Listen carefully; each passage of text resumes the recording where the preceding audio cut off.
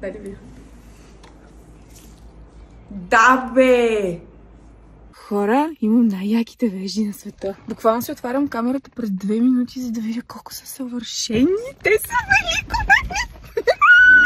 А сега ще ви разкажа за процедурата. В началото трябваше да изберем формата и големината на веждите. Мила мереше и чертаеше, а аз следях всичко под лупа. Типично в мой стил. И така, обсъдихме внимателно всеки детайл, избрахме подходящия цвят, време е да започваме. Всяко косъмче се рисува с вкарване на пигмент с помощта на специален инструмент.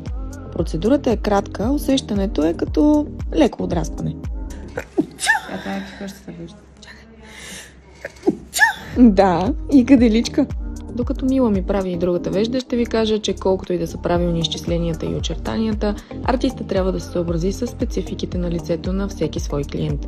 Казвам го, защото при мен двете половини на лицето са асиметрични и се наложи да коригираме някои сметки.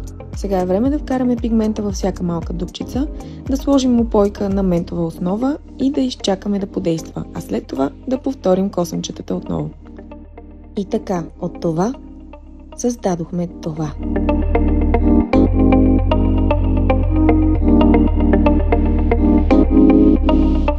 Харесва ли ви как се получиха?